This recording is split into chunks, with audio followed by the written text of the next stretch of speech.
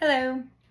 Um, I just wanted to make a quick recording. I study the word a lot. It's pretty much what I love to do whenever I'm not working, but I kind of have considered it work at this point because I just can't not be in the word multiple times per day. I'm also feel that my consciousness, I guess, has been waking up and opening up more. I had a spiritual awakening a few years back where I felt a moment of peace and a moment of despair that I can't even explain it to this day, but I'm still in awe about it to this day, to the point where I have no choice. That's all I can, that's the only way I can explain it. I have no choice, I believe, but I also have no choice. If I were to deny him now, I'd just be lying to myself, because my experience with him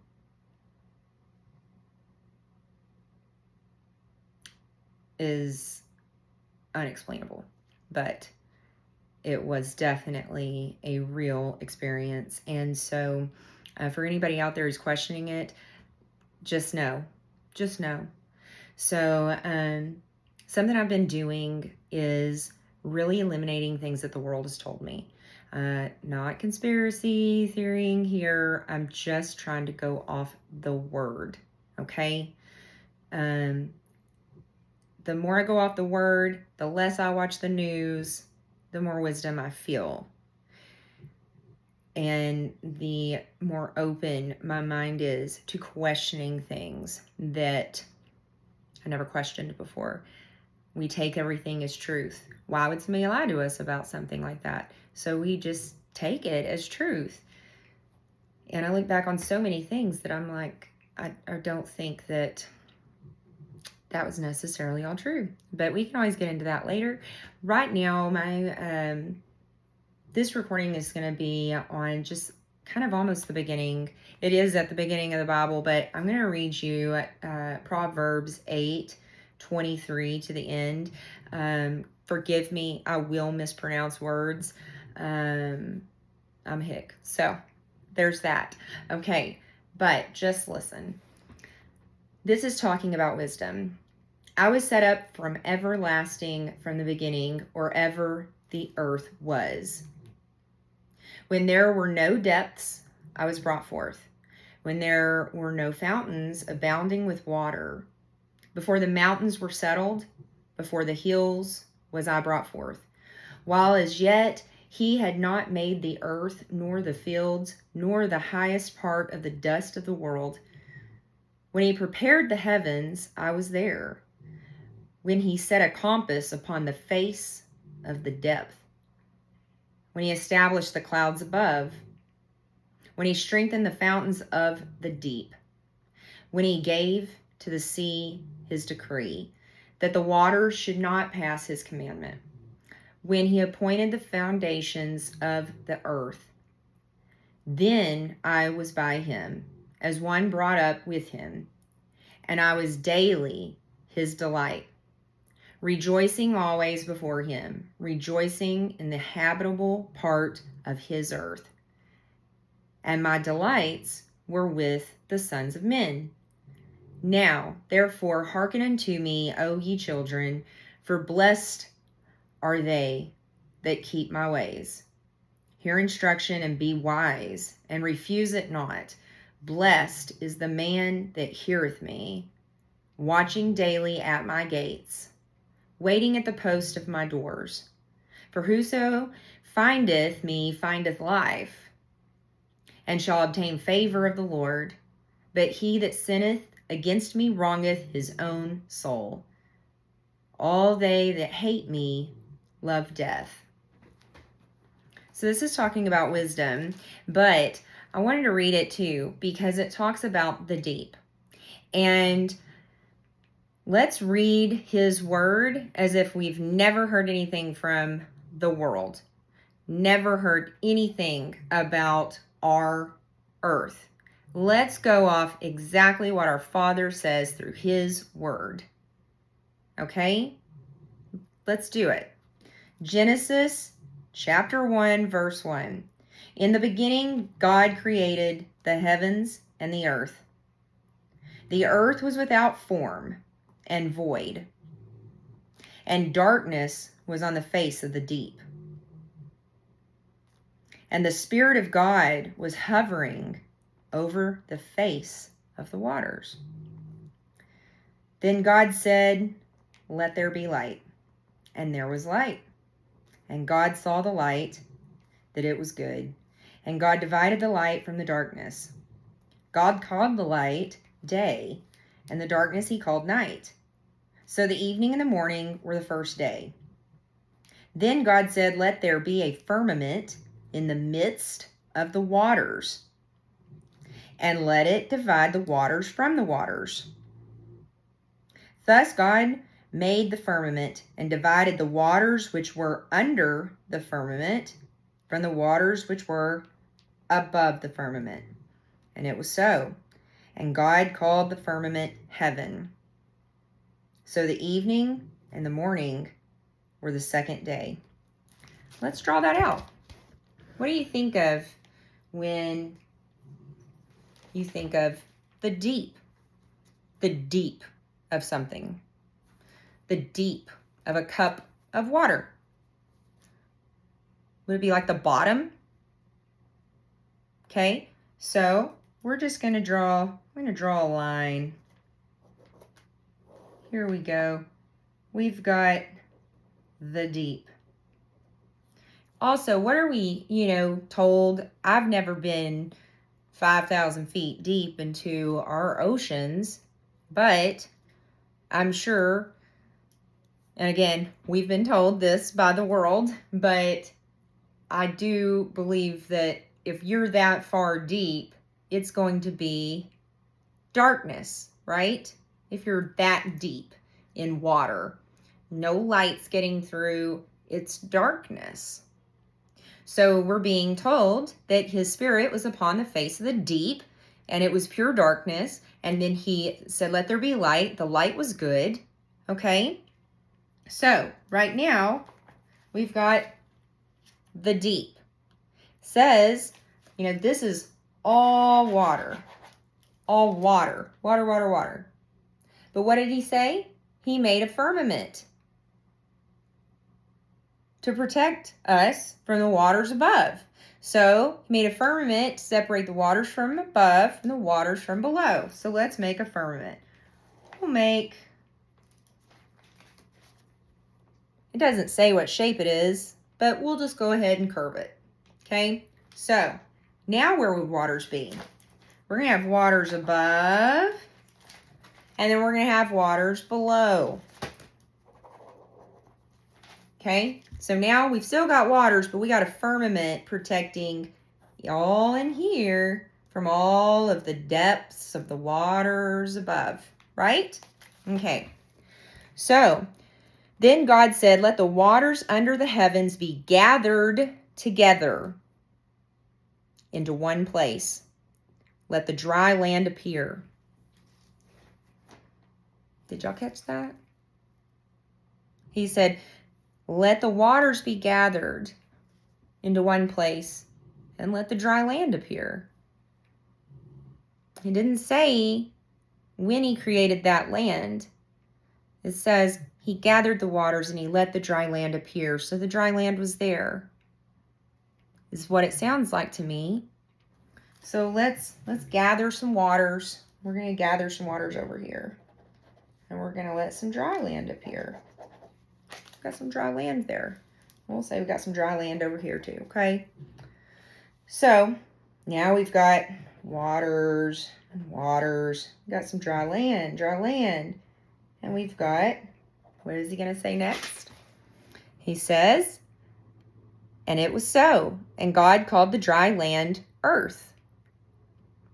And the gathering together of the waters He called seas. And God saw that it was good. Then God said, Let the earth bring forth grass, the herb that yields seed, and the fruit tree that yields fruit according to its kind, whose seed is in itself on the earth. And it was so. So the earth must have been pretty fertile, because he said, let's go ahead and let the earth bring forth what it's already been seeded with. So now we've got grass, we got trees. I am not the best artist, but so we see. And the earth did bring forth grass, the herb that yields seed according to its kind, and the tree that yields fruit, whose seed is in itself according to its kind. And God saw that it was good. So the evening and the morning were the third day. Then God said, let there be lights in the firmament of the heavens, to divide the day from the night, and let them be for signs and seasons, and for days and years, and let them be for lights in the firmament of the heavens, to give light on the earth. And it was so. Then God made two great lights, the greater light to rule the day, the lesser light to rule the night. He made the stars also. God set them in the firmament of the heavens to give light on the earth, and to rule over the day and over the night, and divide the light from the darkness. And God saw that it was good. So the evening and the morning were the fourth day. So he set two big lights. So we've got one light here. That's the sun. Okay.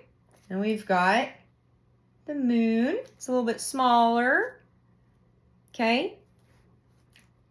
Remember what was supposed to be riding all up in here? This is water, right? Water? Okay. And then we've got all of our stars. Got stars, stars, stars, stars, stars, stars, stars, stars, stars, stars. We also have planets like Mars. Okay. So, we're reading his word. We're not listening to what the world's told us. This is what I'm taking from his word. So, with that being said, I've had different thoughts about his, what we've been told from the world. Because what we've been told from the world's point of view and what the world wants us to hear. And does it look like that? Does it look like that? No, it doesn't.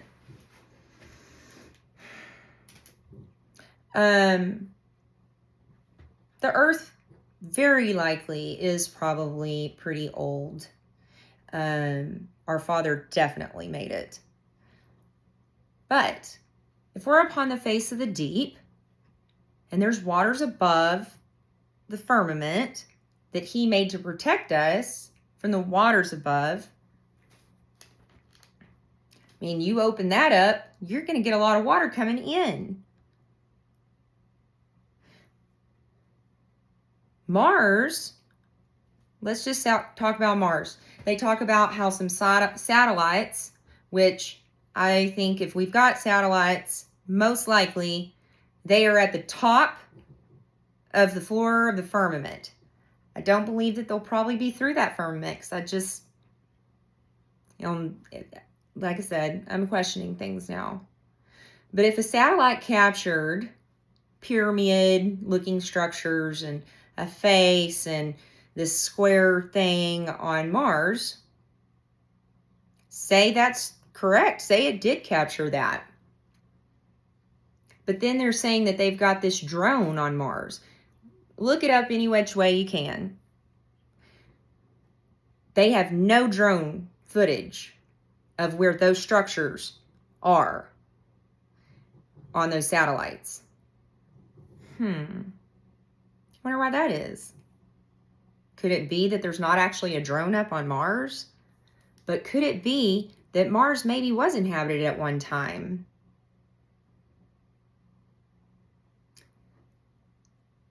And it's in the deep. It's in the seas above. But maybe at one time it wasn't.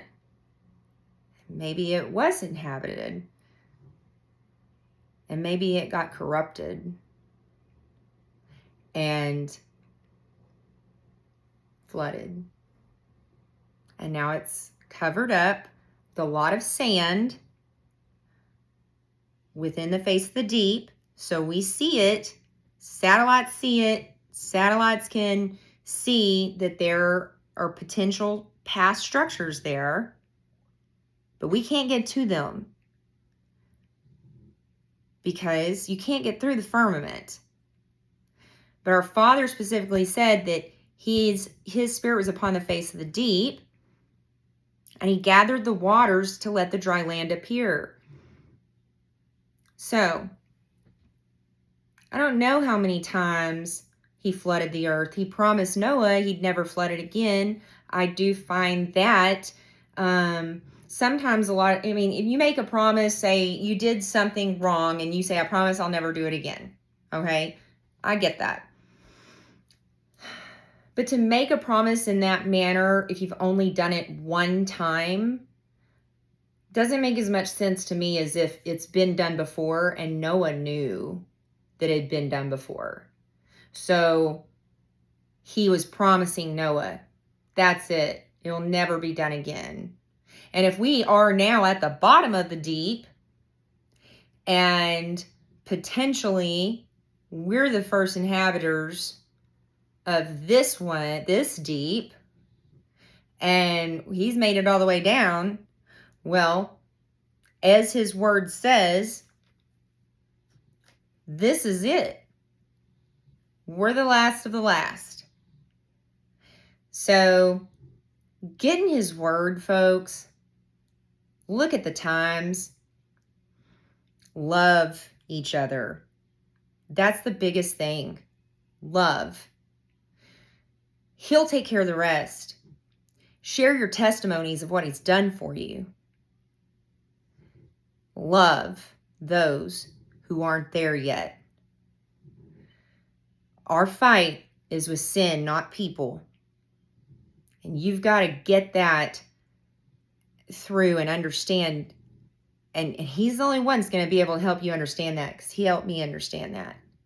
And I've got some things that's really happened to me as a child that weren't great. And he has shown me a love and what true forgiveness is about, and how to acknowledge sin and separate the two. Our fight is with sin. It's not with people.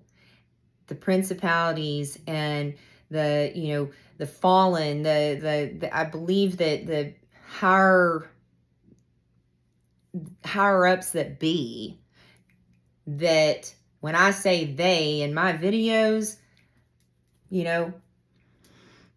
anymore, I kind of do feel like it's probably those fallen angels that we are told about that are here and they're running the show right now. But there is only one in control. And he loves us all so deeply. He knows our hearts, and he knows that if he came back right now, there's going to be several of his children that were almost there that didn't quite make it. And I have children, and I'm not going to pick one over the other. And if one is struggling, I'm going to give them every last chance, every breath I take until I get them back home. So we've got to be sympathetic. We have to be patient. We have to be loving and caring and kind. He could go ahead and come tomorrow, folks, because things are getting a little rough. But I also think that there's a bigger revival about to happen because a lot of us are waking up. But we've got to stop listening to the world and start questioning things. Once you question one thing and really open your mind to it and what we've been told and to believe, you start to question other things. And then he kind of starts to show you little visions here and there of what makes a lot more sense than what we've been told. So, anyways, that's my little tidbit of the day. I'd love to hear what you think. Love you all. Have a blessed day.